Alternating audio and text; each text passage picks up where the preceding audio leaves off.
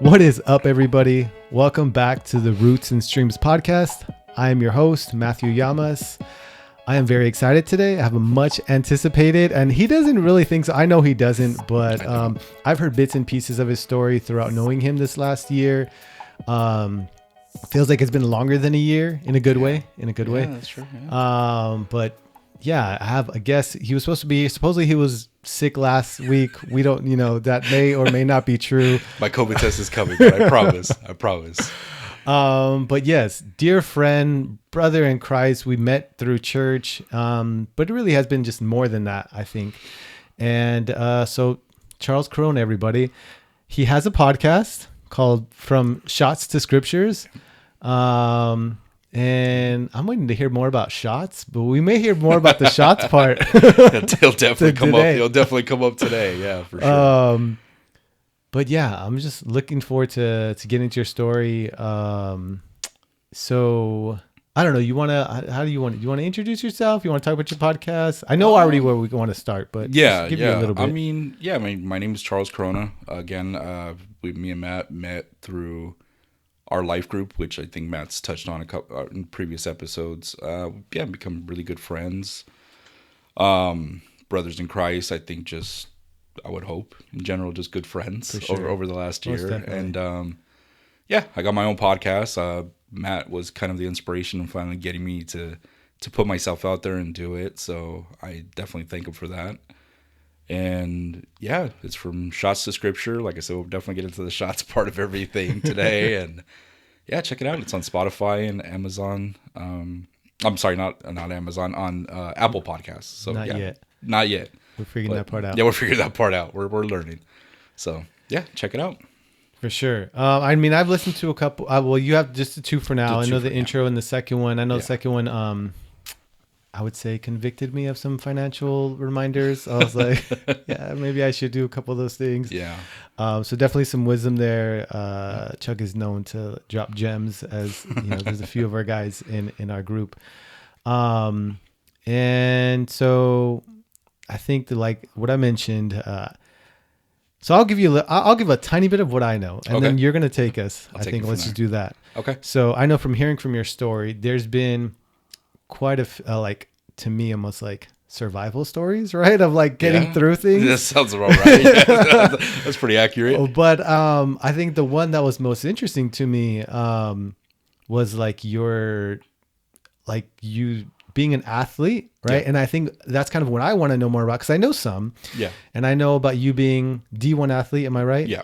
Yeah. Getting scholarships. Yeah. Scholarships, right? Because it wasn't just one. Those two. Right. There's multiple in there. Yeah. And I'm curious, when we can start here, because that's so I know that. Yeah. But I'm curious, so what was sports like for you, as a kid or getting to that point? Because I'm sure it's different for everybody, but obviously you're a really talented athlete. Yeah. I mean, for the most part, I think it was God-given talents that I think for a Hispanic weren't really seen. But yeah, it started off, I think, more of just trying to keep me out of trouble. Just kind of the environment, the area I grew up in. I think my parents were just trying to keep me busy. Where was that? I grew up in East LA. I grew up around Whittier and Atlantic.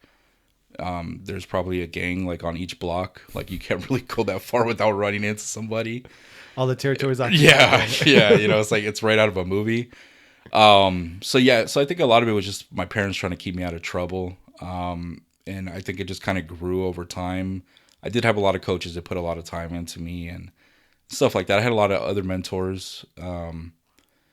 It was more just to keep me out of trouble. And finally, it got to the point where people were noticing. I was getting... This is mostly in football, or were you playing a little bit of everything? I was playing a little bit of everything. I played football. I played baseball. I played basketball. I wrestled for a couple of years. I was never that young. I wasn't that very good of an athlete. I think I quit baseball. I got hit in the back once by a ball, and I'm like, I'm done with this. Yeah. But it sounds like from what I hear is like most really talented athletes, you play kind of everything, right? Because you're just all season, all and around. I think a lot of it is like coaches will see you and be like, oh well, you can do that too, and it's like, I don't know if I really can, but yeah, I'll try. Okay. Yeah, a lot of it I think is like when I played football, as a kid I was angry a lot and like super aggressive. So I think it was just like it was able to get it harnessed, I guess, to do that. So that's why you played defense. Oh yeah, because that was it. It was like gave me a chance to be violent, gave you a chance to hit people, and I wouldn't get in trouble for it. This is before a lot of the head like. Oh yeah. Because like, I mean, I'll be honest with you. I have 3 documented concussions. I'm almost positive I have way more because there was times where you hit somebody, you get up, and you're like, yeah, I probably should have moved for a couple of minutes. So yeah, I mean, God, my poor brain's been rattled around for sure. Oh, okay. But yeah, I mean, it was one of those things. I just was able to adapt to a lot of stuff. I was able to throw a baseball really hard. Found somebody that could harness that. Mm-hmm. And yeah, I mean, and then with my Catholic faith at the time, my grandparents were really scared of like me falling into stuff. And there was a period where I was getting like I got really close to like falling into that because I got hurt. So I was sitting out. I couldn't play anything for like 6 months. What age was this? I was going into high school. So what, 13, 14, 15, somewhere in that region. Middle school, uh-huh. So yeah, there was like 6 months I couldn't do anything. And I had surgery on my ankle, so I was just kind of like, dang, surgery at the age of 13? Yeah. It seems to be common. I've heard multiple like kids, it's a part of like when you're playing at that level that often injuries come with it. Yeah, and it was really funny because I was playing for like a traveling baseball team. I had fractured my ankle, and he knew like a surgeon that would like, hey, so you don't have to miss too much time. Like we'll just have, like I'll have you go see this guy. They'll take care of you. You'll be fine. I went and saw the guy. Because, at the time. What does that even mean? Yeah. I was like well, I mean, like a 13-year-old kid. Are you going to be okay or you're not going to be okay? So I was like a 13-year-old kid. I'm like, oh, okay, yeah, sure. And like, my parents were struggling financially at that time. So my mom was like, okay, well, somebody can take care of him. Oh, okay. So it didn't matter if it was like a van that just pulled up to our house and he was like, hey, just jump in, I'll take care of this. And then, hey, like, take we have Mr. Miyagi here. Like, yeah, exactly. Yeah. Like, what does that even mean? We're gonna dude, so. Yeah, and I mean, I had the surgery, so I was at home for 6 months. I was inside for 3 months, and then finally they were like, hey, you got to get out and walk. So, I was just walking around the block, and then, you start running into all the guys that you are told to stay away from, but then it's like you go to school with them and you see them every day. So, yeah, there was a little bit of a period of time where, like, I had freedom and I took advantage of it, and it was going crazy, like really quick. Like it snowballed like really quick. Now looking back, I'm like, dude, that got out of control quick, dude. So not only like a star on,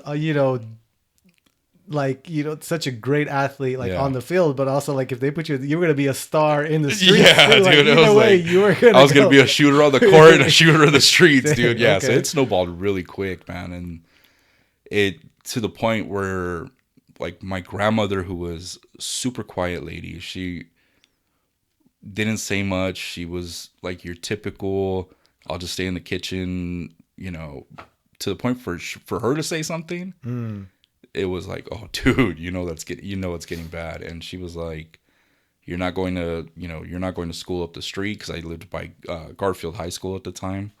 So she was like, you're definitely not going there. She put me in Catholic school. And she was like, no, you're going to Catholic high school. Like So you didn't go to Catholic middle school or elementary? So I went to elementary. Is that where, because I know we've heard stories of like you getting hit on the hands with the rulers and stuff. Is that happened in elementary? Or? That happened in elementary, but it was more in high school. Oh. Okay. Yeah. Because we were an all boys school at the time. And yeah, in high school, they were really still like with the rulers. That's crazy. Yeah. We're almost the same age. And the thing of being, I can't imagine like in high school, somebody hitting me with the ruler. Yeah. Oh, dude, it was, yeah. And it was always just like, hey, grab the end of the desk and snap. And you just, okay. And it's like, what do you do? Do I get up and punch the sister in the face? Like, what am I doing here? You know? Don't do that. Yeah, I was like, if there's one way to punch my ticket to hell, that would have been it right there. So, all right. So sorry, I know I got a sidetrack. So you're recovering. Your grandma's saying you're going to Catholic school. Yeah, we're going to get you straight. The rulers are going to straighten you out. Something is. So did you go back into like Pop Warner, or did you recover and then go right into? Yeah, you already had like guys waiting on you. Yeah, like scouts and stuff to go into high school. Yeah. So what it was too is we had like a local paper that used to write like stories about like up and coming athletes, and they happen to write a story about me. So there was the school that I ended up going to was St. Paul in Santa Fe Springs. It was a Catholic school. My grandmother knew a lady that worked there like part-time or something. And I guess they had read the article and they were, like, oh, hey, our football team's always looking for people. And the head coach had called my mom. And yeah, there was like a whole little recruiting process because I was like, no, I want to go to Garfield. I don't want to go. And finally that's the day my grandma was like, this is where you're going. See. There's no ifs, ands, or buts. And like I said, she was that lady that like, okay. Which one is this? On my mom's side. So that's the Latino one or the? She's the Irish one. Oh, the Irish one. Yeah. So she was, listen, lad, you're going to, No way, yeah, that's how it was. Is that how your grandma talks? Yeah. Listen, lad, you're going to, this is a school you're going to. There's no. That's interesting. Yeah.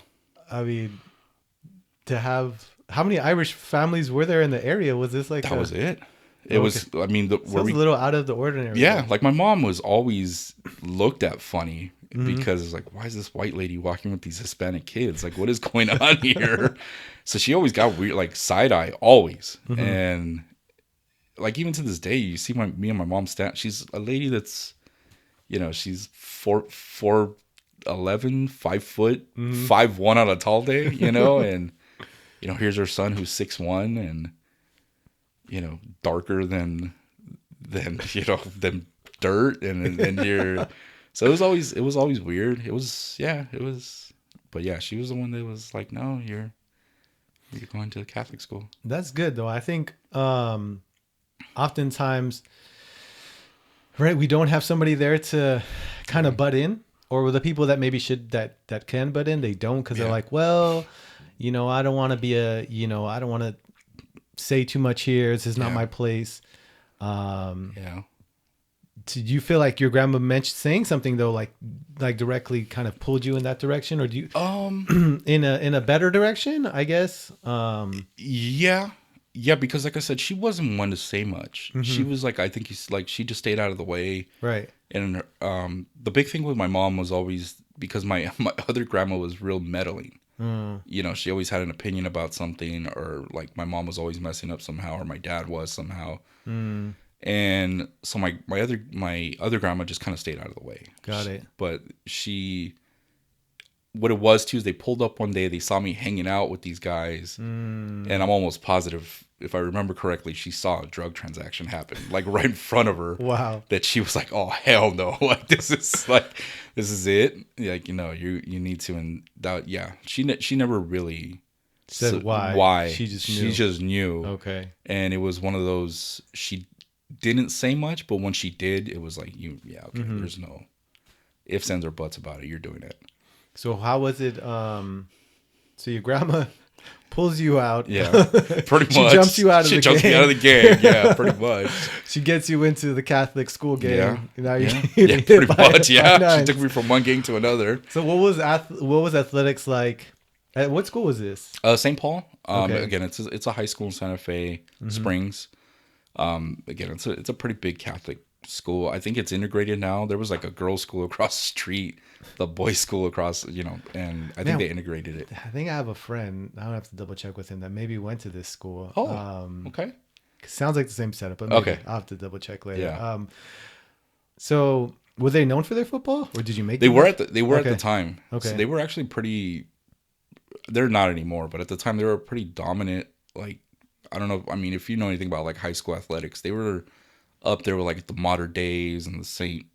John Bosco's and Long Beach Polys. Okay. Like they were along those lines. They were like a pipeline to like USC, UCLA, and schools like that. So to get an opportunity to play there was like it was a big deal. Yeah. Oh, so nice. And you were, well, they had already known, I mean, you had that story. Did you start off in varsity? No, so I played my freshman year, but when they went to the playoffs, I did get bumped up to varsity for the playoffs. Oh, nice. Yeah, because they opened up the roster, and I actually played in the 2 playoff games as a freshman. So yeah, that was exciting. I only played 1 year of football. Yeah. My brother played, I think, 3 years. He was offensive lineman, San Fernando High nice. School. Oh, okay. Yeah. Nice. Like my family, my mom was like a drill team, like Oh, really? whole line of San Fernando like high school peeps. But yeah, he was the star though. He was a really good offensive lineman. Nice. I would just played like Frost out for like a year, and then I was over it, and I got into like more of the multimedia, making movies and stuff. Yeah.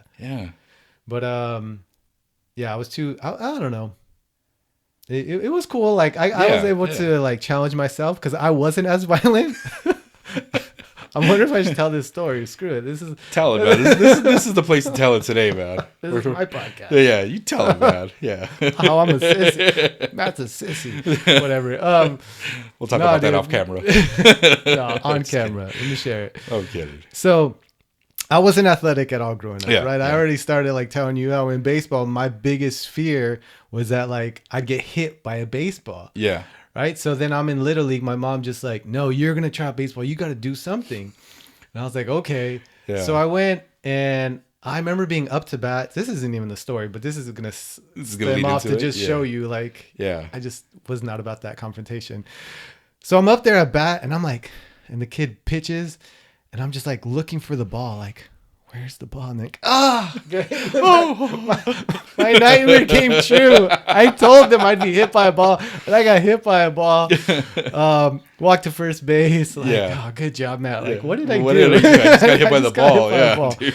So that was like that. Like, I quit, I think, shortly after. So then I wanted to join football.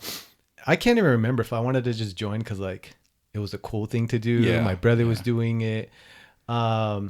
And so like the initiation, man, I'm gonna feel so bad about this, but whatever.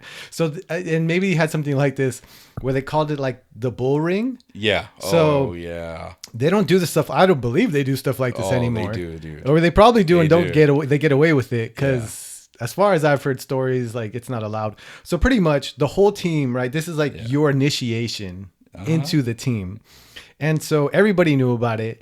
And like the whole team surrounds you, and the coach calls out a number. So you're in the middle. Yeah. And then you just hear a number called. And then you got. And if it's your number, right, you're just trying to knock out this person in the middle.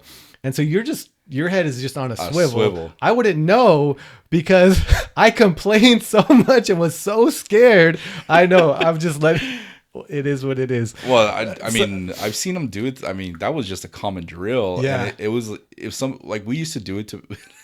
I'm probably gonna get in trouble for this. I apologize to any coaches, but like if you were having a bad practice, that's how they ended it, and you were the guy in the middle. Oh wow. Yeah. So it's like you were screwing up. If you heard your name getting called a lot or your number getting called a lot during practice, you knew at the end of practice, dude, you're the dude in the middle, and you were just gonna be for at least 10 minutes just worked over, dude. Oh, like man. And I guess I didn't have it that bad then. Oh yeah, no. I mean, and it used to be bad, like especially for me at the time, like being a defensive back, like I was smaller, and then they start calling just offensive lineman numbers, so you got like these. That's what I was afraid of, man. Oh yeah, so you get these, and they recruited people, so you would get guys who were like 6'2", 6'3", 300 something pounds. That's my brother. And dude, you just and you're just like get up. Even if you see him coming. Yeah, and you're just like, dude, you're just, how do I hold on to this and not die? So I want to be clear, though. I complained to the point where I evaded it. Really? They didn't make me do it. My mom got involved. Wow. Yeah, and I totally sissied out. I know. I knew I should have called my mom. I knew it, dude. I knew it. I knew I should have gone home. I had a whole breakdown. But they let me stay on the team. I mean, Yeah. my mom, like, she was big on protecting us, and she was like a mama bear. Yeah. I wanted to quit it, but she was able to somehow get me to miss that. But the coaches still went after me. So, Oh, yeah. I mean, in a way, it was good because I didn't have a lot of moments where I had, like, I would face that confrontation, that physical. So I was just afraid of the unknown. And this is still something I'm dealing with.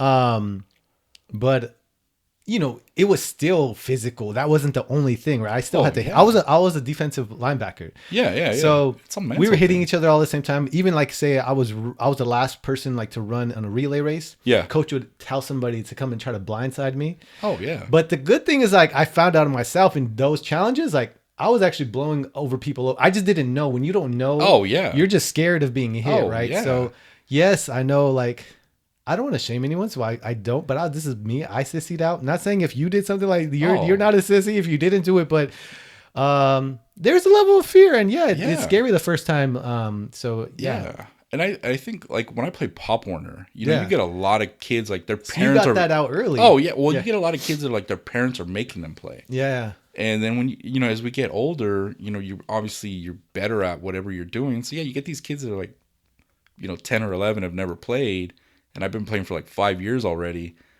Like You're like, what are you crying about? Yeah, like dude, just go throw up over there like the rest of us, man. Just shut up. You know, so I think that there's that level of sympathy that goes out of it also. But yeah, I mean, you see those kids, you know, the ones that are like, they're just wide-eyed and somebody, you know, I'm going to get hit, and I don't know where it's coming from. That was telling me the last Yeah. time I remember I got hit by a baseball on my back. Now I'm in the middle of a ring with 300-pound guys just wanting to knock them. And that's the intent of it. Like, and that was the whole purpose. Yeah, but so back to your story. Just wanted to reveal that for anyone else who's afraid of football. Man, I was totally there. Be afraid. Be afraid, guys. Yeah. So you had did you have more injuries throughout like high school? Yeah, man. During high school, wow. I probably had way more than I did in college. Oh wow. In high school, man, I had broke my jaw to the point that I had to have wired shut for a while. Broke probably 2 or 3 ribs easy. I had a bulging disc in my back for a long time. I partially tore my PCL, which is like the ligament that stabilizes your knee. I fractured my ankle again later. Broke my hand. Tore a ligament in my elbow playing football, and then again playing baseball. I dislocated both shoulders.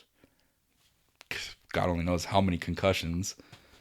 I mean, I could probably keep going, but I don't know if we have enough time. You're good with that. I think that paints a picture of a lot of what I know. I don't hear, but you watch NFL and you're like, and you're like frustrated that your fantasy football player is like questionable. And it's like, dude.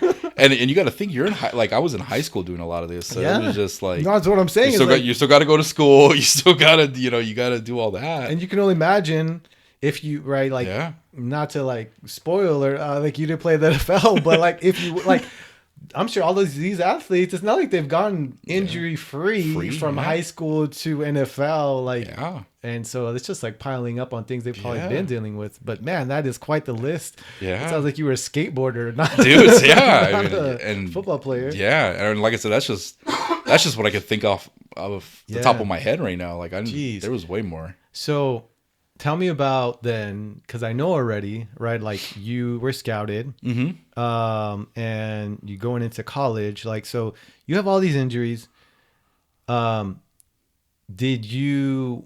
What was your mentality around like the future of football or future of athletes for you when you were in high school? Were you like pumped, I'm going to be a superstar, or? I think as an athlete, in when people are paying you attention, I think that's obviously the mentality is, I'm going to play in the NFL. I'm going to make it one day. I'm going to be this, that, and the other thing. And it's funny because baseball played out for me before football did, because I actually got drafted to play baseball. by the Cincinnati Reds. And it was funny because I was like, oh, screw it, I'm going to play baseball. Yeah, and they're offering you money. Yeah, they're offering money. Yeah, I'm like, yeah, dude, I'm going to do it. And dude, we flew out to Cincinnati. They offered us, they showed us the contract. They quoted you and everything. Everything. And which made me laugh because it was like, well, now looking back, it makes me laugh. Because like, dude, they offered me, I think it was like $90,000 over 3 years. 3 years? Yeah. So it was like $30,000 a year. But like as a 17-year-old kid, you're like, oh, dude, I'm rich, you know? I think like the grand total of my contract was going to be like $120,000. They're going to give me $30,000 signing bonus. So I was like, Mom, you never got to work a day in your life. You're done. You're done, you know? And yeah, we flew out there. They showed us. What year was this? This is like 2003? 2003. Yeah. So we flew out there, showed us a contract. My mom was like, can we have a few days to think about it? They were like, yeah, sure. So we went home and, you know, my mom didn't say anything, which I thought was weird. And, you know, I'm walking around the house. I got all my Cincinnati gear on. I'm packing my bags. I graduate in 6 months. I'm out of here. And you were done deal. I was in. I was like, man, come on, Mom, let me sign, you know? And she was the one that probably hit me. Like, that was the first time I think my mom, too, hit me with, like, a reality check. She was, you know, she was like, think about, she told me this. She's like, how many Latin countries are there in the world? I don't know, like 4, you know? And she's like, okay, you got to think Puerto Rico, the Dominican Republic. These are countries that develop people to play professional baseball. Yeah. You know, think about how many of them actually make it to the pros. And I'm like, okay. You know, what are you getting at, Mom? Yeah, I'm like, am I going or not? Yeah, like what's up? Am I moving out or not? What's going on here? And yeah, she finally hit me. She's like, you know, 30, and we're talking $30,000 in 2003. Yeah. But even then, she's like, dude, the season's 4 or 5 months long. Yeah. You're going to have to move to, I think it was like somewhere in New York to go to like single A ball. Yeah. She's like, you got to find a place to live. You got to do this. You got to do that. You got to find all these things. They're only going to pay you for those months that you're there. Yeah. You got to, you know, what happens after that? Especially being in like a city like that. Yeah. Like, it's expensive. And then she's like, you're going to be an 18-year-old kid with a high school education. What's your next move in life? McDonald's in between pitching. Yeah. So I was like, damn. So you were a pitcher, right? Yeah. So I was like, dude, I'm just going to pitch for 4 months and then work at McDonald's or sell cars. Like selling cars was like the thing to do. And she's like, you know, is it really worth it to you? I'm like, Mom, but it's like, dude, it's $30,000, you know? And she's like, me and your dad, like, you know, that's, you know, we make like twice that in whatever. I'm like, oh. And she's like, and then she just like, she looks around and she goes, yeah, $30,000 gets you far in life. You know, she's just like looking at our house like, dude. I'm like, all right. So she was the one that talked me into like. So you had a different option though. Yeah. So I did have this. I had a couple of scholarship offers. Like I could have gone to San Diego State. I could have gone to Wyoming. There was another school like in Texas, and then I had a offer from North Carolina State. And Tar Heels, right? No, Wolfpack. Wolfpack. Okay. Wolfpack. Not yeah. State. Okay, so yeah. Not North Carolina, but North Carolina State. North Carolina State. Okay. And yeah, so she was like, "Look, she's like, I'm not saying give up on your dream, but she's like, at least go get an education because you know what if this doesn't work out for you." Yeah. And I was like, "Oh," and she's like, and then she went through the list of injuries. She's like, "Do you really think you can keep this up for the next 20 years?" And I was like, "Damn." Yeah, you know, of course, you know, yeah, of course I can. And yeah, she was the one that hit me with like the dose of reality. And even then she's like, how many Hispanics do you see playing in the NFL? And, you're about to change things. Yeah. So of course I was like, well, I'll be different. Yeah. And she's like, okay, maybe. But then, you know, she started going through the, like what people see as stereotypes of you. And I'm like, oh, yeah, you're right. And because those were stereotypes that you even hear out loud when people are recruiting. Like, oh, he's Hispanic. He can't be that smart. He's, you know, they're lazy. They're this. They're all these other things. So, yeah, she was a dose of reality. She gave me the opportunity. She opened my eyes to there's more than just sports. Yeah. And I'm thankful that I heard that because, you know, then I just got hurt and then I had a bunch of surgeries. Mm-hmm. And like there was some that like they came to a point where they're like, hey, we're going to release you from your scholarship because this is so you accept. Move this way a little bit. Oh, I'm sorry. You're good. All right. Better? Yeah. Okay. It's all right. It's all right. We're live. This is good. Hey, yeah. And if you feel comfortable, you can move more that way, whichever. So you accept a scholarship. Yeah. You're going and you because I remember you played how much did you play? So I got there. Our first practice in like full pads, I go to tackle this guy and I get hurt literally the first. This is a freshman year. My freshman year. Oh man. My first practice, my first play, like my first any interaction with anybody else. I hit this dude. I separate my shoulder. I tore my bicep muscle. Like I fractured my collarbone. Like I just tore the left side of my body like up. Like where I had to have 2 surgeries to just repair everything. I got a staph infection while I was like recovering. It was 18 months of just borderline torture as hell just to try to get better. Was that like looking back? Was it because you were I mean, it was the first hit, so I don't even know. Yeah, you didn't have a lot, but these are like bigger guys. Oh yeah, stronger? Like dude, the guy had a freaking leg that was probably the size of me at the time. Oh okay. Yeah, like they were just. And your body was already kind of frail from all the other injuries. And I never really stopped. I was never a guy that stopped to recover. There was no such thing as recovery. And a lot of it too was because I think my parents kept me so busy that there was never like, okay, I'm gonna let my body rest for 3 months. It was just, okay, football's over. Okay, baseball season's starting. Or, football's over, basketball's starting. Or like I even wrestled a couple of years, and that was probably the stupidest thing I ever did. Because like I was just constant torture on like just fluctuating my weight, and then like after that, okay, baseball started, and then like the baseball season ended, and then you were going into like the summer preparation for everything. So there was no break. I hear like, and this is just all like hearsay stuff. Like usually kids that are that athletic, they want to keep them going. They're like because they're trying to keep them busy, keep them in shape. But it sounds like. Well, you're also never getting any rest. Yeah. Right. And you're exposing yourself to more injuries in different ways, especially something like wrestling. Like guys are trying to armbar you and like they're trying to hurt you. They're really trying to dislocate things. And break things. So that's crazy. So it all added up. You got injured your first year. And so, but they let you stay on. Yeah. So because it was like a first time thing, they were like, oh, yeah, he'll heal up. He'll be fine. So all that works out. My sophomore year, I get maybe like halfway through the year. I played like 2 games. And then I got hurt again.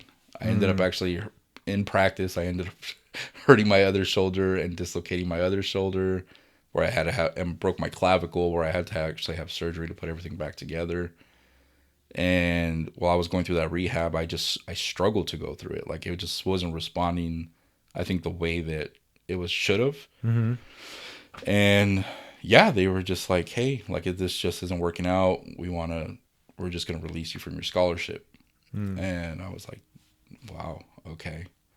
And that's, that sounds like, I couldn't imagine, right? One, you moved out, right? Yeah. You're living on your own. Yeah. Because that's on the East Coast, right? Yes. I know Americans are bad with geography, so if you don't know where North Carolina is, it is on the opposite coast of California, if I'm correct. It is, and it's right above South Carolina. just So, like, if you know where New York, Florida are, they're in between. It's in between that. It's right in the middle.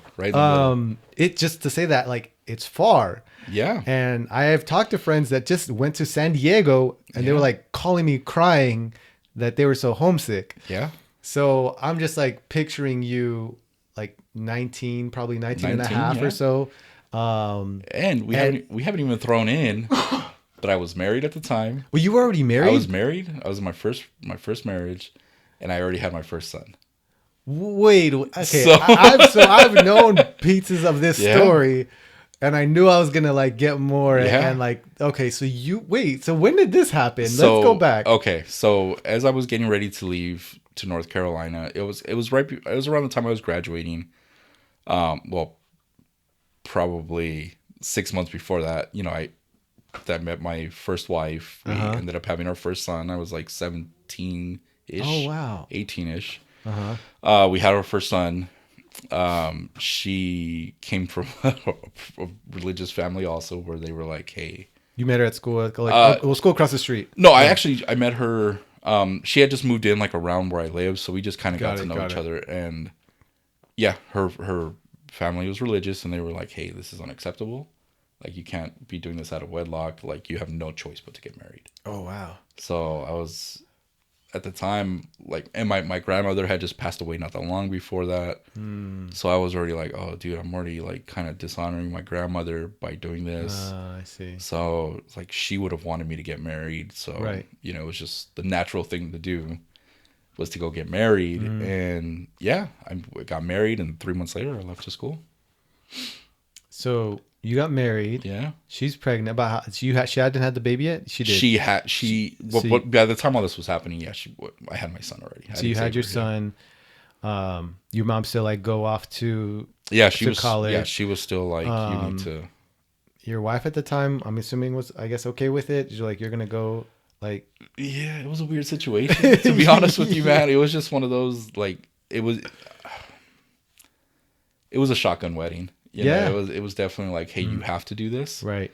And I think, like, especially like when you were talking to Ken, about the whole like grief thing. Like, I was going through that because I had just lost my grandmother too, and it was one of those, like, she had worked so hard to like get me to where I was at before she passed away. Like, I obviously already made this mistake. Well, I had done this, and I didn't want to like dishonor her by like fumbling already, but then not, following through with what I personally thought she would have wanted. So there was a lot compacted into those like 9 months. that is like gives more context to what I guess where I pause this, because you are like I said, on the East Coast, going to college, playing D1 level, right? You have to go to school too. You're trying to honor people, right? Your grandma who passed away, you're a husband now, a father. I mean, did you like own like a Fortune like 500 at the same time, dude, or something? This is a lot. I could have came close, man. Dude, there's another stupid story that goes into that, but so what did it? Man, we can't stop. So what did it look like for you as a student, husband, father? Like, it was a horrible balancing act, and I mean, I'll be honest with you. I mean, I did a piss poor job with it, but. Yeah, I mean, your whole focus is school. You still have a full school load. Right. Then you have like all these obligations at the facility where you have to, you have meetings in the morning, you have this, you have that, you have to go through, you have to do all that. Yeah. And serious thing. Yeah. And then it's, you're getting your stipend money, and I'm sending like half of that home. And, then you're worrying about your wife, you're worrying about your kid, and how that's working out. And then, you get to talk to them 2 or 3 times a week, maybe, if you're lucky.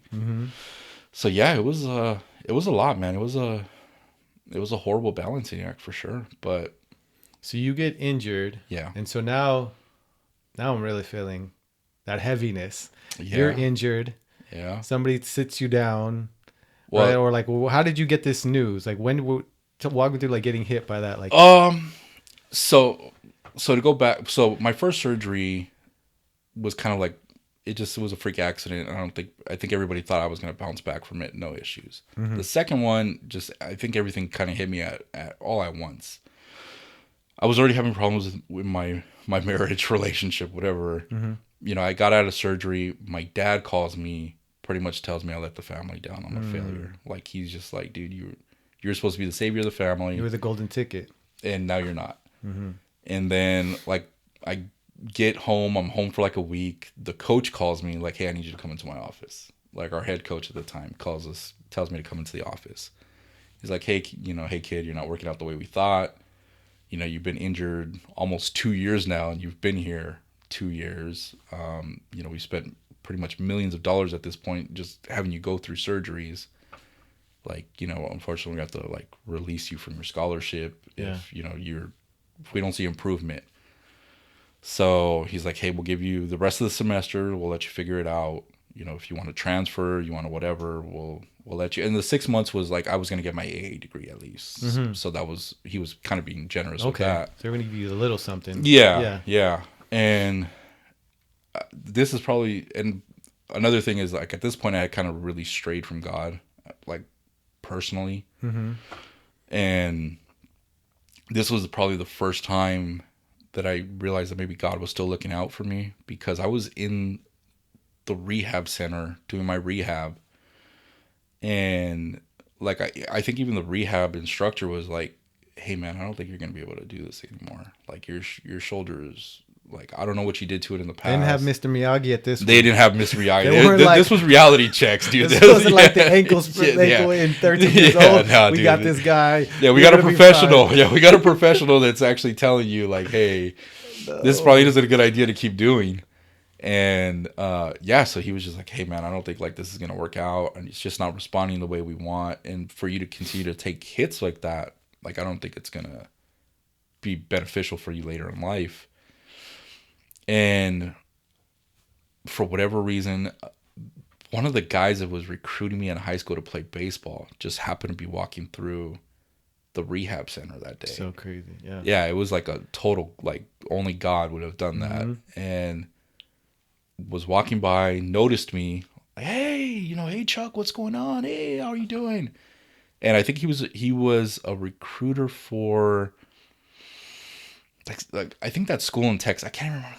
Oh God, it's gonna bug me all night. But he was like a recruiter for that school in Texas, and he was recruiting me to play baseball. And yeah, he's like, hey man, I just got hired on. I'm like the operation. Oh wow. Yeah. Hang on. So he wasn't even like he saw you from a different, was going to recruit you to a different school. And now he worked for the school that you're at. Yeah. And he had just got hired. Like he was like, oh dude, I just got hired like 6 weeks ago type thing.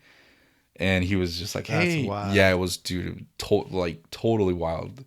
And he was like, hey, he was talking to me, like I was telling him what was going on. And he just goes, hey, do you think you can still throw a baseball? And I was like, and it wasn't even like, I don't know. It was like, hell, yeah, I could throw a baseball. Dude, I hadn't thrown a baseball like 3 years at that point. You didn't even know if your arm still was. Yeah, dude, I didn't know if it was just going to fall off if I threw a ball. Like, I was, he's like, you think you can still throw a ball? I'm like, hell, like, yeah, I can. He's like, hey man, we have open tryouts for the team in 2 weeks. Yeah. And I was like, oh, like, yeah, I'll be there. He goes, oh yeah, it's on wherever the field was. I'm like, okay, cool, I'll be there. And I remember I got there and I'm like, oh, dude, I haven't thrown a baseball in 3 years. I'm like, dude, just warming up. Like I could hear it cracking. Mm-hmm. And I was just like, oh, this is gonna end bad. This is gonna end horrible. And dude, I made the team. Oh wow. Yeah, I was like, oh, and then they worked out my scholarships. Like, hey, we'll trade your football for your baseball scholarship. Like they just did a swap, and yeah, I ended up getting my last 2 years, and I was just thankful that I made it to the end. And wow. I got my degree, baseball career. Everything was over for me. Yeah. I was at peace with it. God made a way. God made a way, man. And I think it was just to get to that point. And so in that moment, could you see it then, or do you only see it now? Like, could you notice kind of God, like, had your back then? I see it now. Yeah. Okay. Yeah. So like in faith wise, you weren't there. But, I wasn't. But I mean, that's, encouraging. I just felt like Holy Spirit say that it doesn't matter if you see it, right? There. God is still going to be there. Yeah. He doesn't need you. Right, God. He doesn't need you to like show him the appreciation, and oftentimes we try to protect and defend God, and but he's always working. So, but I think it's beautiful that you see it now. Oh yeah, and like I said, in that moment, I was definitely not like I said, I was starting to stray for sure. I like I said, there just had been a lot of stuff that had happened in a very short period of time for me that I was just like, dude, like like why are you forsaking me? Like that's how I really felt for a really really long time. Even in the college time, like oh yeah, because I mean it was okay, so injury after injury. Yeah, it was like my parents were going through their thing. They got divorced. My grandma died not that long after that. And then I think I got hurt a couple of times even in between that. And then like I had a kid, and not to say that's a bad part of anything. No, it's just another. Yeah, I got married, went off to college. I like immediately got hurt. Mm-hmm. It was just like, dude, a chain of events, just one right after the other. And man, yeah, I don't even want to ask about like your mental health, like at that time, like of just being in between injuries of what athlete. Yeah, at least for I know you can't speak for all athletes, but I would imagine for you being in between, it's like injuries and they're telling you, but also you're sitting on someone else's like they're paying for you to be there, and it's like awkward, like like you just walk into the facility every day like to eat breakfast, and you're like, hey guys, I haven't seen you guys in 3 months, but hey, nice to see you. But yeah, it gets hard when you start to realize like, I don't think I could keep doing this. Like, I think my ticket's coming up short. Like, it's coming up soon. And, like, when you're in high school, I didn't care. It was like, if this ends in 4 years, it ends in 4 years, whatever. But, when you start thinking, I guess, longer term. Yeah, you have a wife, a kid. Yeah. And then I think there was that pressure for a long time. Like, dude, I got to make it to the NFL. I have to get there. No other option. Yeah, there's no other option for me. Like, I already have a family. I need to do something. So yeah, I think there was that pressure, and I think like once the injury started hitting, and because even after the first, like when I got the staph infection, like I didn't even know what that was, and that like my nurse was one of the nurses was like, well, you could die. Like if this gets bad, if your temperature keeps going up, you can die. You can become brain dead. Oh man. And I'm. Thank you for that. Like I don't like. I don't know if that helps. Yeah, that's not helping right now, lady. And so you start getting into like, dude, I want to keep doing this. Mm-hmm. Because like even now, like I'm 40 years old. Like I know I need to have at least one of my hips replaced at some point. Like my knees, I'm sure are pretty close too. And it has nothing to do probably like with my weight now, but like I just know the damage I've done to them over the years. That it's just like. Dude, things hurt. They shouldn't be hurting at this age. This is not even like post NFL career. Yeah, this is just post high school, some college career, and so the mental health part I think is, and I think back then too there was no such thing. Yeah. So if you were sad, people didn't care. If you were going through something, it was like, you rub some dirt in it. Mm-hmm. So. Yeah, looking back now, I was like, dude, I probably should have talked to somebody about what was going on. For sure. So you finish college, mm-hmm. you get your degree. I'm guessing in accounting. I know you're in accounting. Yeah. Business accounting with an underline in statistical analytics, man. Okay. Come on, man. Did somebody like turn you on to that, or you kind of knew you were interested in that from high school? No. I mean, it got to the point because you have to like declare a major at some point. Mm-hmm. And I didn't know, like I was always undecided, and then finally they were like, dude, you gotta pick something to do, and everybody always picked communications. I was like, okay. I don't like, what is that? What am I like? I don't want to do that. So my math scores were always like off the charts. Oh, okay. Yeah. So they were like, so somebody was, hey, well, you can become an accountant for agents, like right. So I was like, so be involved in the sport. Yeah. So like even if this doesn't work out, you can still be part of the game this way. So I was like, oh well, yeah, sign me up. And that's just kind of how I fell into that. Yeah, it's not bad. Yeah. So you finish college, you graduate. Yeah. You still have one kid. Yes. No, I have the one still. So barely. Okay, you're still married. Yeah, still married. Yeah. And so you didn't. Was there any question of like, oh, you're moving here, or did you like want a life in North Carolina, or you were just like, I'm done, dude, I'm done. I'm going back home. Dude, yeah, I got a internship at Bank of America. I had completed my internship and they wanted to hire me on permanently. So I was like, oh, cool. but I was like, I don't want to stay out here. But then I knew they had the office out here in LA. Yeah. So I had talked to my boss. I was like, hey, do you know if I can transfer to the office in LA? And they were like, yeah, I don't see why not. Do they push the paperwork through so I could start? I graduated June 16th, 17th. I was back in LA June 20th. Oh, like nice. It was like my mom was like, are you coming back? I was like, yep. And in a few days. Yeah. We packed up my little apartment. And how many years did it take you to graduate? 4. Nice. Yeah, 4. I was on the 6 year. Dude. Plan. I got close a couple of times. No, congrats to you. No, that lifer plan. To you, dude. Yeah. Athlete, injuries, kid, wife, like, dang, you locked in though. I mean, it sounds like if you need to, like, you have that ability. So yeah, I've always, you know, too, I've always put an importance to school. Like even with my kids nowadays, they when you talk to them, they will tell you, like, my mom made school important, so I've made school important. And that's been the one thing I've never really screwed around with, was like, that's always been important to me. Nice. Yeah. Learning's always good. Mm-hmm. No, it doesn't hurt. I mean, I somehow went to college.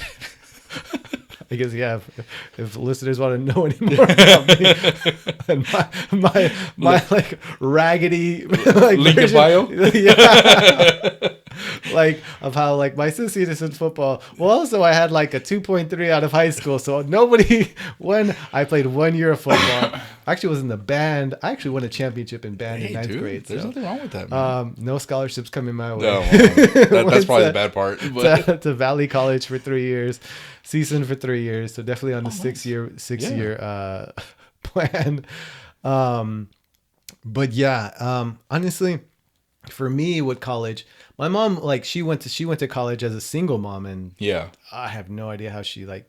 Yeah, she did somehow in raising 3 of us. And I'm the youngest of 3. So we had that mentality of like, so she went to college, she graduated from CSUN. Yeah. I graduated from CSUN. She didn't push me to go to CSUN or anything, but just that like expectation, of, like going to college. And actually the school I went to, San Fernando, was really good about, hey, you know, college is the next thing. So I actually saw it as like, well, you finish high school and that's just what you do. Yeah. Even though I had terrible grades, but you still had to go to it. I still went to college. I'm glad I did. My mom just always said, like, you're either working or you're going to school. So I'm like, I did a little bit of both, but I was like, I gotta do one or the other, else I'm out of here. So I don't want to be kicked out. I don't know where else I'm going. So I got to keep going to college. And yeah, I ended up graduating on the 6 year plan. But so I had a shotgun wedding too, not as early as you. Yeah. As I shared in the first episode. Yeah. So you go back home. Yeah. Dude, this is like, I felt like you like became an adult way faster than a lot of like. Yeah. Like you shotgun everything. Like, oh yeah, it's like the marriage, the kid, college, as fast as you can, dude, there's career as fast as you can. No thought process over here, buddy. Bank of America, like no thought process over here, buddy. Everything's just. It was like just coming at you so fast. So, so now you're back home. Yeah. So what was like? How did I don't know how would you? Everything careful because everything fell apart really quick. I just want you to know that everything fell apart really quick. I don't know much about this part. Yeah.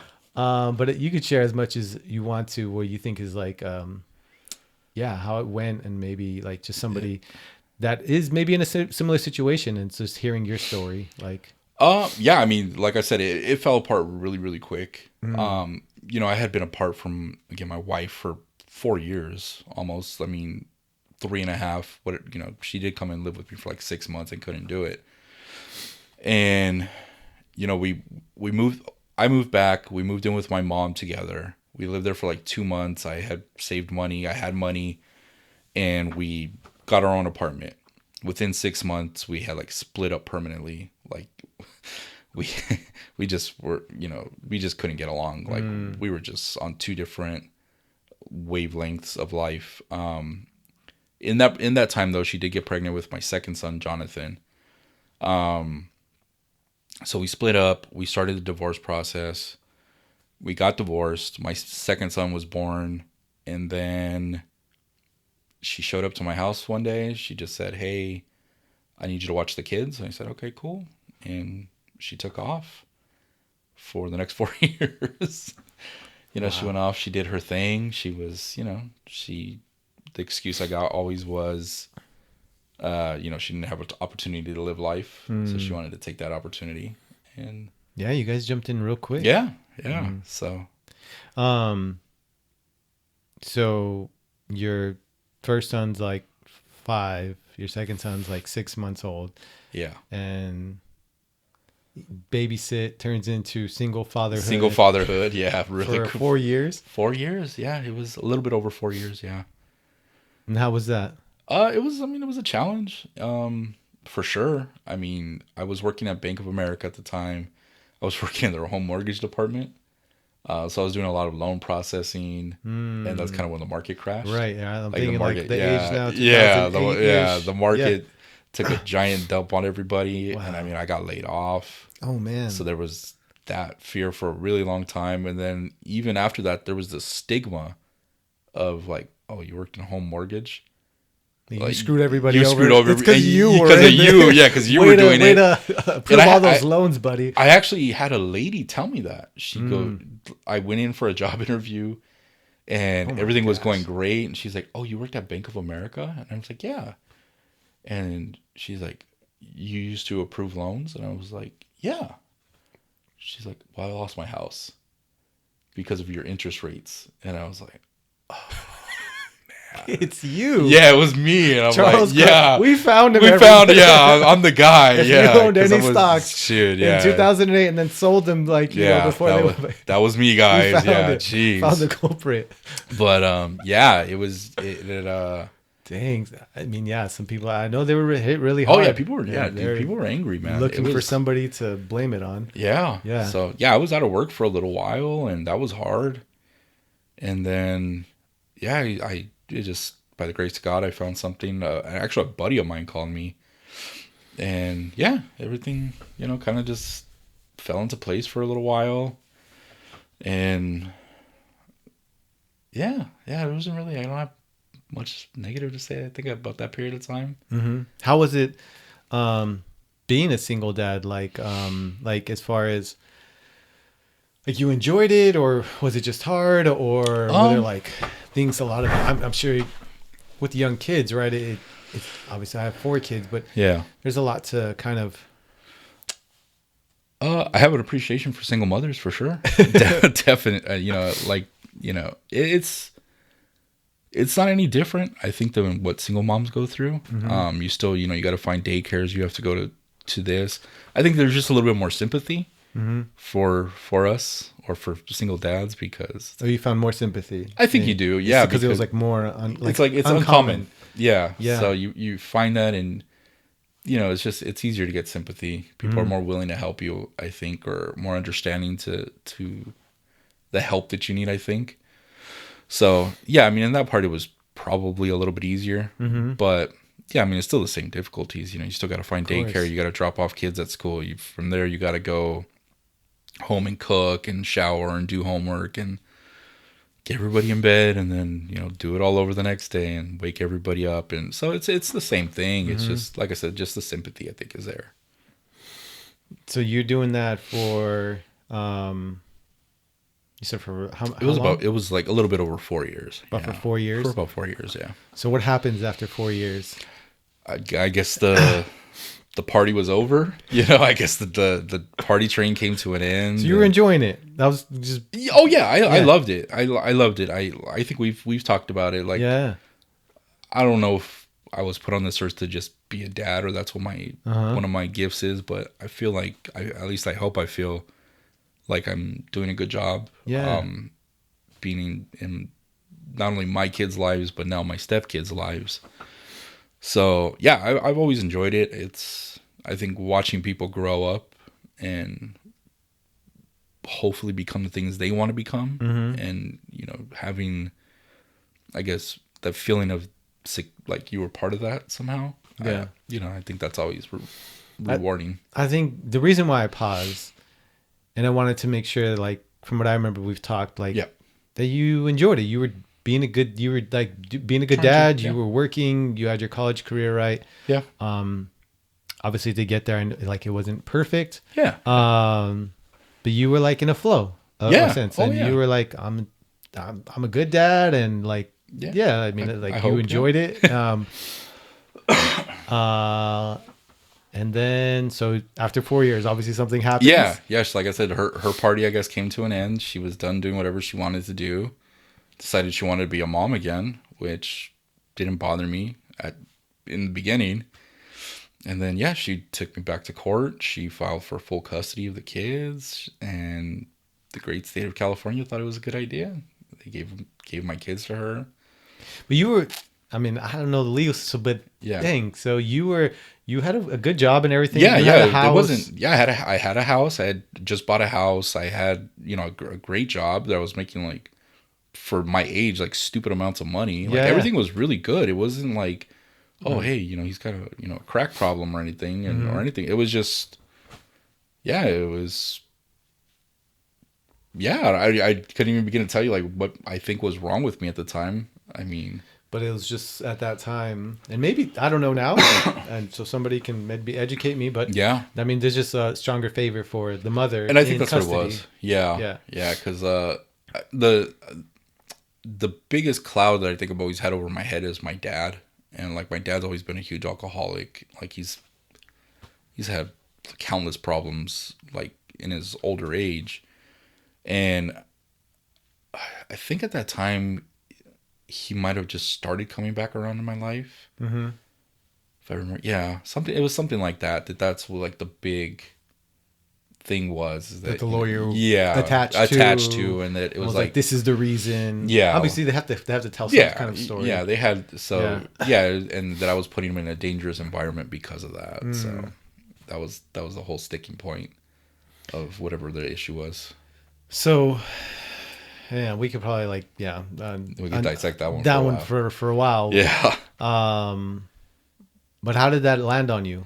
It was devastating, man. I can't even begin to tell you. That was probably getting that phone call was probably the most devastating thing I think I've ever had. Wow. To, like, deal with, because it was a downward spiral after that. Like, I can't even begin to tell you the darkness that I fell into after that, because it was like, you go from every day, like, literally 7 days a week, every, and not even every other weekend. It was just 7 days a week. Yeah. To, like, I can only see you every other weekend. And I got to have you home by a certain time. And this, it was just, it was hard. I think probably maybe the first couple of months was nice because you're like, I don't have, like, the same responsibilities. And I think that was the selfish part of me. Yeah. But then again, I think that because it was a selfish part of me, that I think everything snowballed so quick after that, because it was definitely not the right mentality to have, for sure, at that time. Oh man, I can see that. Dude, that lie being sold to us, right? Like, to you or any of us, right? That, like, I'm free. Yep. So that's what it was. So now I get to go have fun. Yeah. And in the fun, well, you're probably coping in ways. Oh, yeah. I'm going to tell you right now, every demon was waiting at the door for me on that one, man, because... Yeah, and the lie was that go be free. Go be free, yeah. Go have fun. You deserve it. You've earned it. That was my life, for sure. What's interesting, and just from watching other people get drunk, and maybe myself once in a while. Yeah. But no, of course, I've had my drunk nights too. But and you could verify this, right? You're thinking you're drinking, you're free, I'm having a good time. Finally, I can have a good time. Yeah.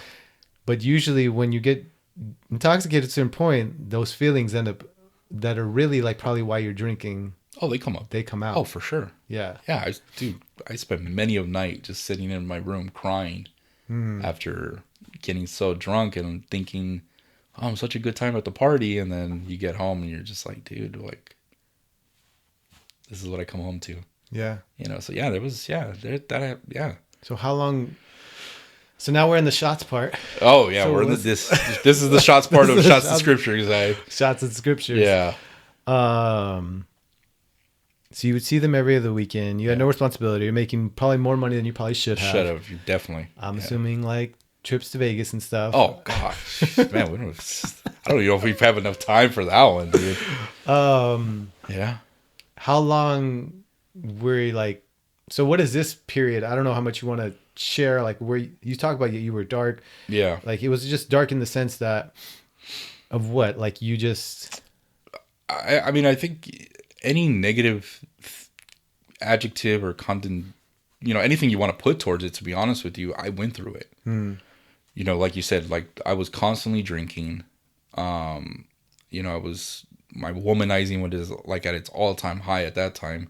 I was constantly, in strip clubs, bars. I mean, you name it, I was probably doing it. I mean, it was so bad that there would be times I would go to like, oh, it's my lunch, I'm gonna go drink in the parking lot. And like it was like I said, some of it's even a blur. Wow. Like that's how bad it was. Like you said, trips to Vegas, it's like, oh, well, I don't have these responsibilities now. And I mean, I would go to Vegas and lose like $5,000 in a weekend. Whoa. And then just come home like, had a good time. Yeah. And yeah, I mean, and again, like looking back now, only God could have got me through that, because like I'm thankful I never caught anything. I'm thankful I never hit anybody or killed anybody or hurt anybody or maimed anybody. Like there's just so many stupid things that I did that I'm so grateful that I know he was somehow looking over me. Like, oh, bro, I'm not done with you yet. So, go throw your little tantrum, get it out of your system, but yeah, it was, I mean, I was having parties at my house all the time. I lost my house because I just stopped caring. Like, it was just, and it wasn't like I couldn't afford to pay for it. It was just like, I got better things to do. I think, yeah. So like pretty much the stereotypical like bachelor life you were living it. And, times 10. Like, I know there's things I'm missing, dude. I know. I know there's things I'm missing. I know you have a family to go back to, so we're not gonna like yeah. I looked at the clock once, but you said this to me, and I know this is something that you would want to share because right, we don't sit here and tell all these things just to be like, oh, I have this medal of like pain and like look at all the crazy stuff I did. Yeah. I know. Part of this, which is important, is like you were also, like you mentioned earlier, like you weren't going to church, right? And trying, and you weren't doing this in the meantime. You weren't trying to have a relationship with God. Yeah. If anything, you told me in the past that you looking back on this was kind of like a screw you, God, I'm mad at you. Oh yeah. Because I was definitely angry. Like I've mentioned it a bunch of times, and I'll probably mention it forever. I always felt like the forsaken son. Like I felt like, dude, you gave me all these gifts, and then you snatched them away from me. Then you gave me these other gifts, and then you snatched it away from me. And it was like I wasn't doing wrong. I wasn't going out in the 4 years that I had my kids by myself, I went out twice, and it was only because my mom made me go out. Oh, wow. Like, she's like, dude, you need to go out and like have human interaction. Yeah, I was going to ask that, but. Yeah. So it was like, I always felt like I was doing right somehow. And it was just, it constantly felt like things were just being snatched from me. So yeah, I got to a point, like you said, I got my freedom. I have free will. Dude, I'm going to go live it up then, until it got to the point where, like, I think what made me stop is one day I got so drunk that like I threw up, and I woke up in my throw up. And the only thing I think that saved me is because I'm a side sleeper. Oh, wow. That if I had been sleeping on my back, like I would have thrown up, choked, and I would have died for sure that night. That it was like the next morning I was like, dude, that's it. And I stopped that day. Like I was like, it dawned on you. It dawned on me that I was like, dude, that was. Because I've never been a lightweight, I could drink, and I can count how many times I've thrown up. Mm-hmm. So for that to happen to me, that was like, you knew you were pushing yeah, I was boundaries. like, dude, I'm getting a little wild here. Mm-hmm. And the next day I woke up, I was like, dude, I just gotta stop. And I stopped that day. Wow. Yeah. That's impressive, the fact that you were able to stop like that, right? Yeah. Because I think I would imagine some people that are still struggling, or like they would shake, they'd be like, well, it didn't happen, it's not going to happen again, right? But so it doesn't sound like it was necessarily an addiction, like, or maybe it was at some point, or somehow you were released from it from one day to the next. It was just you were in pain, and you were mourning, like in like the most like rebellious way. Yeah, no, yeah, and like I said, a lot of it was a big screw you for a really long time, man. Because, I just, like I said, I had always felt very forsaken. Like, and even up to like a certain point, like I went to church every Sunday, and it's funny now because I think a lot of it hits me when they talk about like checking boxes, and looking back, like I said, now it's like, dude, maybe I was just checking boxes off. Maybe I wasn't really a true follower of God. I was going through the motions just to say I was going through the motions, to say that I'm a follower. And like even now in my life, like I try to be more intentional now. Like it's just not to check off a box. And like I said, looking back, that's how I felt, that I was just checking boxes off. And it's just, I just feel like you have to be more intentional. And that was, I think, one of the things that kind of stopped me was from doing some of the stuff, was like, I need to do something better with my life, because I can't I can't sustain this. Sounds like you kind of got like re-energized, like that energy of like, okay, you're an athlete, I'm gonna do something great with this, right? Like, okay, I'm good with math, I have this great career. Like it sounds like something was, I don't know, like with God, Holy Spirit, something came into you, was like, wait, there's something great in me. I was about to die this night. I need to go and find out like what this is. So that night, so like you turn it around. Well, so how do you, because I know you're back in Christ, and I know you're a follower of God, and I know you're having a more personal relationship. You're not just checking off boxes, right? Right. Because like boxes can always just be left at the desk. Absolutely. So like, how do you don't have to take me all the way there, but just kind of nudge me into that direction. So what started to change in your life, or what did you start to change, or did somebody change, or I don't know?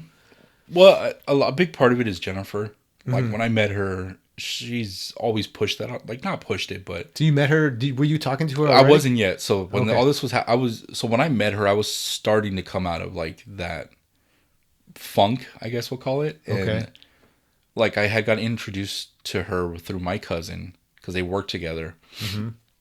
And again, not to say that Jennifer ever pushed it on me, because she didn't, but she definitely planted seeds like over the years. And I was just so, in the beginning, when we first met, I was still so hurt by like just church and God and life. I was, life in general. So I was still real frustrated with that, I think. And, there was times where she would push really hard, and I would obviously push hard, really like push hard back. So Jennifer is your current wife. She's my wife, yeah. She's my current wife, yes. So you met her around your dark time, around coming out of you it. guys Definitely. were dating. Yes, So when I was kind of coming out of it, we had met, and like I said, she planted seeds, and like I said, there was times where she pushed really hard, and we had, the first 3-4 years of our relationship they were hard. Pushing like, as in far as like going to church? Going to church, yeah, coming back to church, because she had started coming to Freedom, and I think she had joined a life group, and was always kind of like inviting me or telling me to come. And I was just like, no.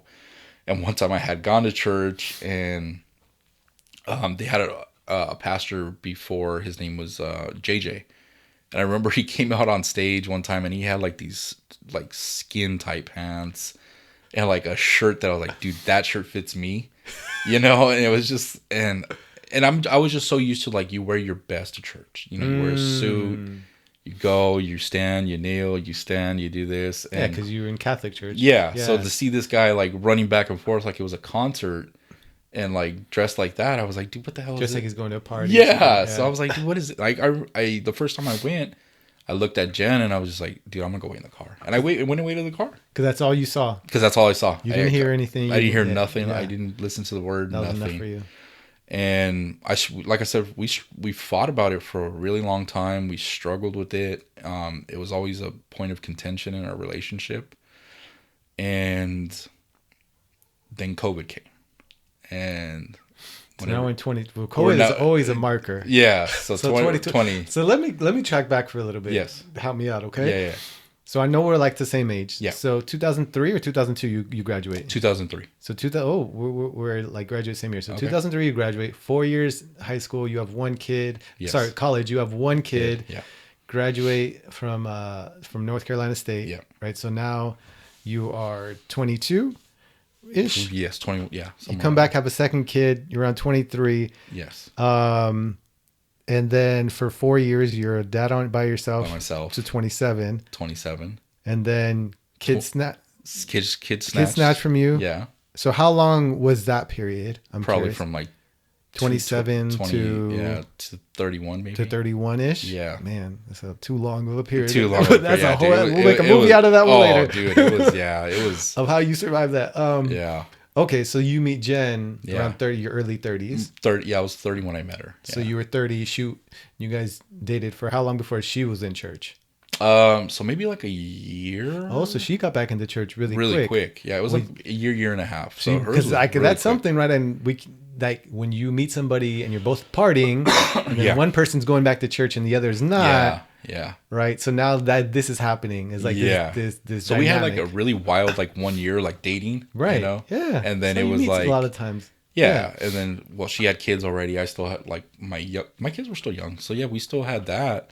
So it wasn't like we could be partying all the time. Yeah. And yeah, she jumped in really quick. It was, like I said, a year and a half into us dating that she started going back. Yeah. And I fought it for a really long time. So that's like, man, I didn't track the years, but whatever. So that's like around COVID time. 2017. So she's going to Freedom for 2-3 years. Yeah. You're fighting it off for 2 to 3 years. Yeah, I would go sporadically. I wasn't going consistently. Uh-huh. And then she finally had joined a life group with dear friends of ours, Carlos and Rosa. She had joined their life group. Is that who I met? Yeah, you met them on Sunday. Yeah. So they were our original mentors, I guess. Nice. And yeah, so I guess they had told her hey, when he's asleep, just pray over him. Don't wake him up. Don't anything. Just pray over him. And yeah, finally, I one day I was like, hey, when's life group? When you go to your when you go to your stupid little group. That's what they just keep it in. Yeah, real. I'm gonna keep it real, dude. I was like, hey, when you go to your stupid little group. And she's like, well, we go every Wednesdays or whatever. And I'm like, well, it wasn't hey, can I go? I'm like, hey, well, I'm going to go with you. Because I wanted to see what the whole... You had to make a power move. Yeah. And back then, everything had to be had to be a power move. Because they used to take food. So that was the whole thing. And that was the days that Jennifer would just be mad at me. So she wouldn't cook or do anything for me. So I was like, oh, okay. If I want to eat today. Yeah, if I'm going to eat something good, I'm going to go... life group. I'm going to go to life group. And... yeah, dude, they were super welcoming, and I was still very skittish of it because you would hear some of the stories of people, and I'm like, you did what to do what? No, I'm good, man.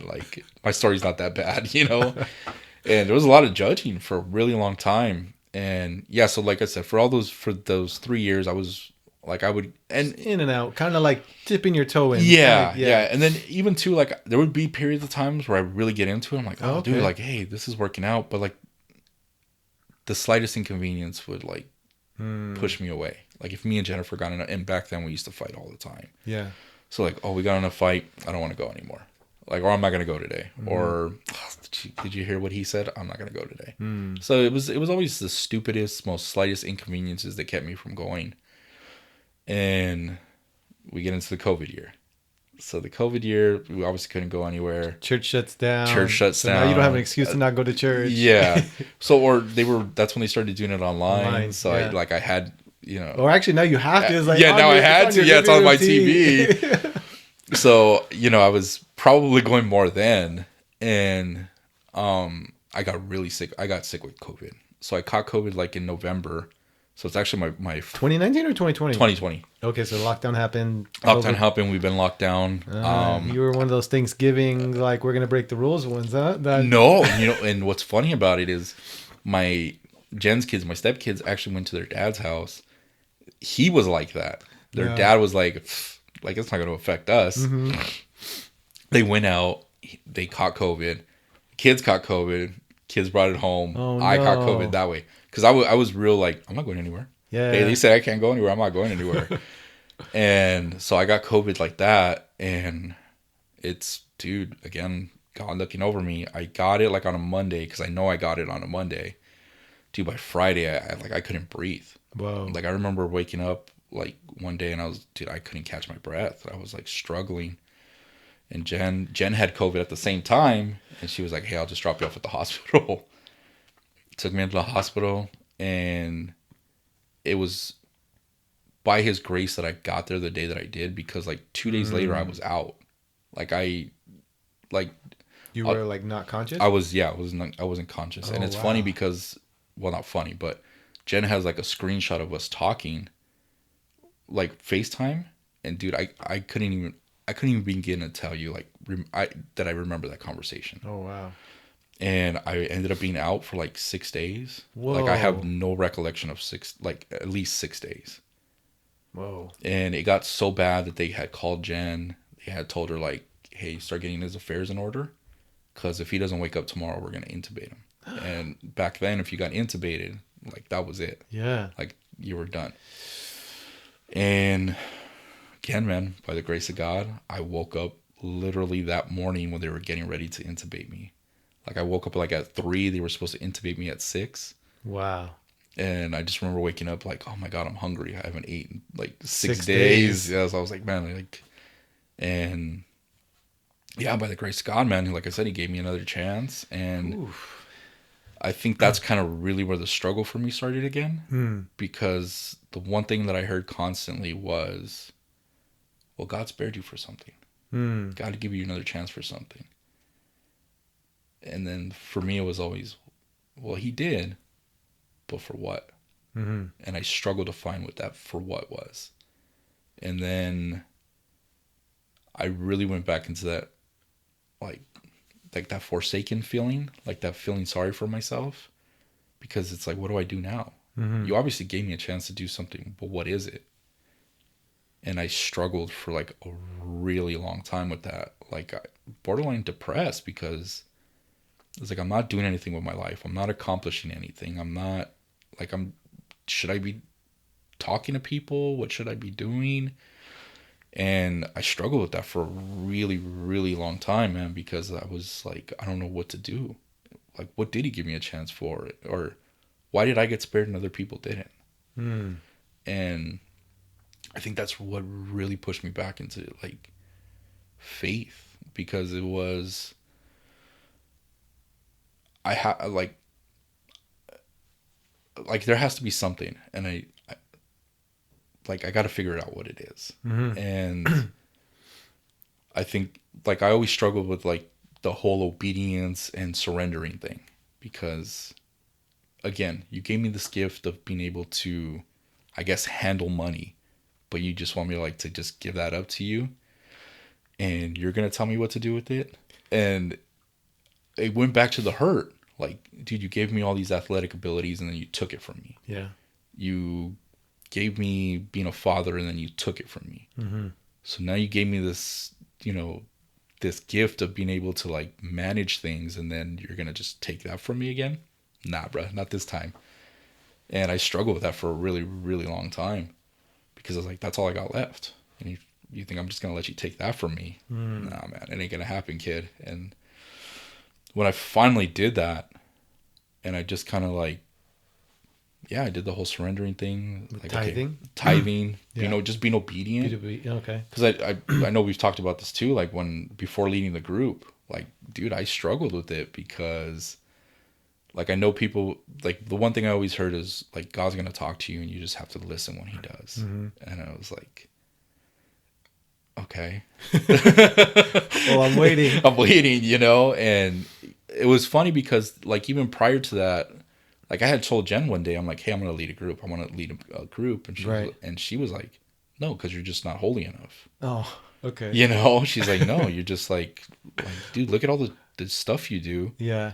And you're gonna lead men. You're gonna tell men to lead a better life. And I was like, yeah. Thanks for the encouragement. Yeah, I thought about it, you know, and yeah, it wasn't until like I really, like, I think like just surrender, like, hey, whatever your path is, I'll follow it, and whatever you tell me to do, I'm gonna do it. So, yeah, I'll pick up there. Okay, a little bit to share, because I know you're still in this. Yeah. I know you're still in this post-COVID. Yeah. Like, God, what am I going to do? And so, but I know you're taking steps forward. And the reason why we know each other, when steps forward even into our group, our life group, right? Our marriage one. And then, I hadn't told you, but so when you started your men's group, I remember that men's event where, they're doing all the manly things that I don't really connect with, but whatever, I'm a wimp, I couldn't even make it a hack in. Even now I don't connect with it. Yeah. Like, I'm not into the whole, like, hey, let's go lift as much as we can. Yeah. Because to me it's stupid. Like, what's the point of that? I don't know. Yeah. Some people get a kick out of it. Whatever. Yeah. It is what it is. Yeah. But it's funny. So that day, because I remember you sharing how you were going to start a men's group, right? Yeah. And they were like, hey, we need people. Yeah. And I'm the same story you said. I'm going through my head. Should I not? I actually went. You said you didn't. I think you said you didn't. You talked yourself out of it. But I went and asked somebody, and they're like, yeah, we'll put you on this waiting list. And I'm like, you said you needed help. Yeah. So then I remember I get on that, and they text me later. But then at that point, I was like, no, it's fine. I'll just join one. Yeah. Yeah. And then what did I do? So I think that's when I joined yours. Yeah. Wait, is it? I think maybe I sat there one out, and then the next one I joined. Yeah, yours. Because I did the first one was when they were like, "Hey, we need volunteers," and I went up, I got in line to volunteer, and then I was standing there, and then the echoing of like, "I'm not holy enough to do this," so I walked away. I went in, I literally sat there, I prayed about it, and I was like, no, he's telling me to do it. I got up, I went back, got in line again, and then I was standing in line, and then I was like, no, I can't do this. Like, I just can't. I'm not holy enough to do this. I shouldn't be doing this. I can't lead men. And I went and sat down. I prayed about it again, and that's when I talked myself out of it. I was like, no, I'll just join somebody else's group. And that's when I joined that group. That we don't have to. We're not going to put anybody on blast. Let's not put that on. Yeah, we're not going to do anything. Let's just say it was a group that did not feed his soul. So he started a group because he saw that there was a need for it. Yeah. Yeah. And the group has been a blessing, honestly. I want to touch on that for a second. Yeah. I know I could just hear in you talking through it that,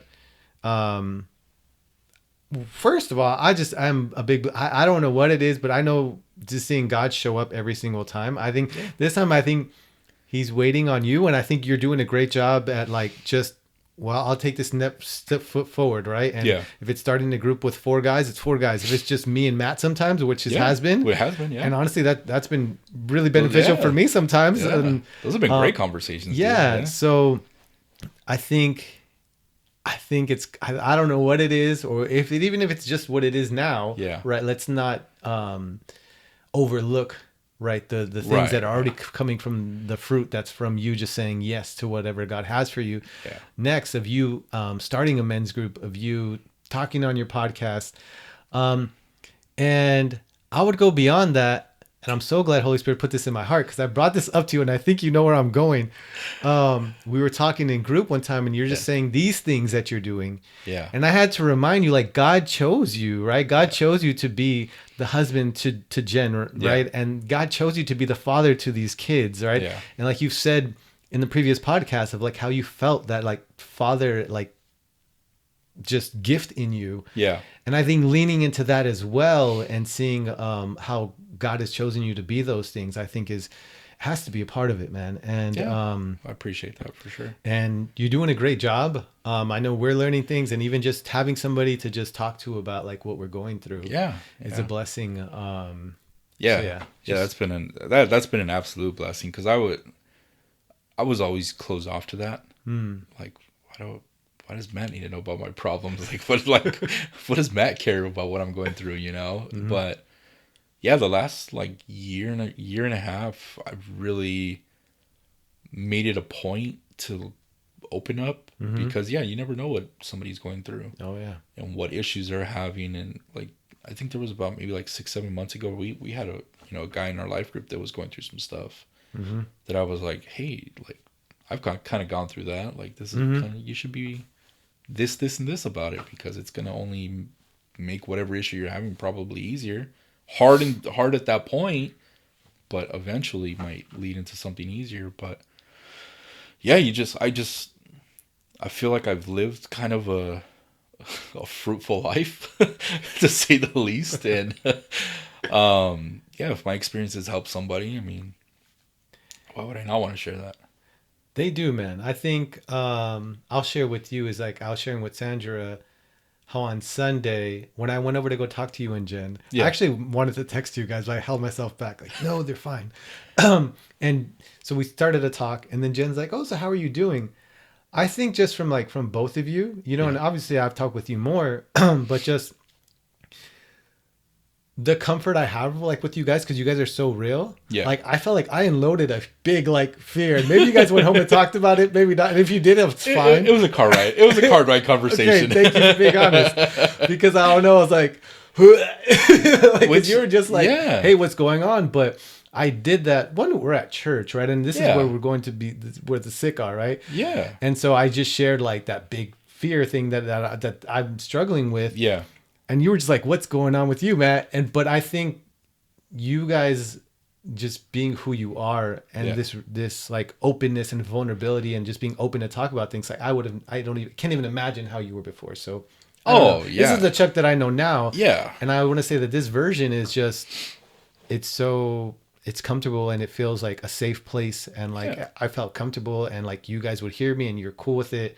And I don't care if you talk about it on the car ride home, whatever. I mean, I really don't. There's also kids in the back, so we kind of like, they're fine. There's a lot of head nodding and like eye opening, you know, like, you know, can you believe you said that? I'm kidding. No. I don't care. No, but yeah, I think we've hit a stride also in our marriage where I think we're comfortable with each other now. Mm-hmm. I think we're both walking the same path. We have a lot of the same thought process as far as, I guess, whatever we did, like whatever it is we're doing. And I think just naturally Jen has a huge heart. So she's always been like somebody you can talk to, except if it's me, you know, she'll criticize everything I say, but that's how it goes sometimes. No, Jennifer's always had a huge heart. That's always been one of the greatest things about her. And yeah, I just, you know, like, you're a friend, and you know, if you're struggling, why would I not? If I can help, why would I not? And I think that that's just kind of like my mindset now. Mm-hmm. And especially since again, trying to go on this walk, and I want people to come with me on it. And community is always a big thing for me. It's happening, man. It's happening. How far are we in? I don't know. Let's see. Now, I thought we were going to look up in like 2. So an hour 30 is not bad. I think Ken went an hour 40. Oh, so we definitely got to beat Ken. You hear that, Ken? We got to beat you, buddy. You got to drop some gems. No, dude, I think I always appreciate like people sharing this story, because I get to sit here and kind of like, oh man, I see that connection. I see this connection. And there's still a lot, man. And there's still a lot. God's still doing things, and I know you're still like reflecting on things.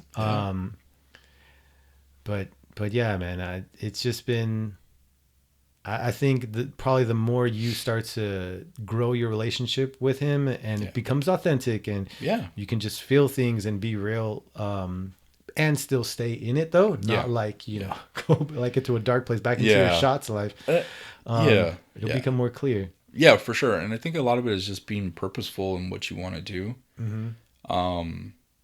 Because like I said, I was always a person that, especially when I started trying to come back to faith, it was always the slightest inconvenience that I always felt pushed me away from faith. And I've come to learn in probably the last couple of years that he's with you the most when you're going through your hardest times. And I think that that's the understanding you have, that he's there. Because if anything you get out of this is through all my hard times, he was there somehow. Mm-hmm. You know, if it was from a scout walking through a weight room to, you know, not crashing my car on the 405 doing 100 miles an hour, you know, he was there somehow. Mm-hmm. And those were definitely the hardest times of my life. And he was there for me. Mm-hmm. And even like as of recent, just the little, in the grand scheme of things, the little issues I've had, like he's been there. Like my faith hasn't wavered. And I think that's the biggest takeaway that I would hope that people take away from this, is that he's there at your darkest times. Mm-hmm. You may not see him, you may not think he's there, you may not whatever, but he's there. Mm-hmm. And he's guiding you. It's just he's waiting for you to come home. Yeah. And that's really all it boils down to, in my opinion. Mm-hmm. That's beautiful. Oh man. Oh, it's your podcast, man. I'm sorry. No. I'm supposed to. I feel full. I'm good. I'm good. I think that's a great place to stop. Okay. I think that is very true. Yeah. I hope that speaks to somebody, whoever needs to hear that. Yeah. Yeah. For sure. I'll leave it at that. Cool. So Shots to Scriptures. Shots to Scriptures. His wife also has one. Oh, yes. Yeah. From Ratchet to Righteousness. From Ratchet to Righteousness. Yeah. That's definitely a good one for the ladies. If she talks about her journey, a lot of the hurt she had to go through. So I would definitely, and just how she kept faith and through all of it. So, and I've heard it, and I love how she is totally like, dude, like let's get the cuss words here and there, like, but just keep it real. Yeah, there's a couple of cuss word tirades, you know, definitely for sure. I wouldn't say tirades. No, yeah, I think it was the right amount sprinkled in there. Yeah. No, I enjoyed it. Yeah, she's definitely authentic through it. If you ever want to get to know my wife, that's the podcast to get to know her, because she's 100% real for sure. All right, Chuck. Thanks, well, man. It's been man, thank you for the gift of your story, of your vulnerability. Yeah. I really do cherish it. I'm taking the time to just share it with everybody here. All right, everybody. Well, until the next one. This has been really fun. Been amazing, guys. Thank you for having me. Appreciate it, Matt, and nothing but blessings to what you're doing here, man. Until next time. Until next time, guys. Peace.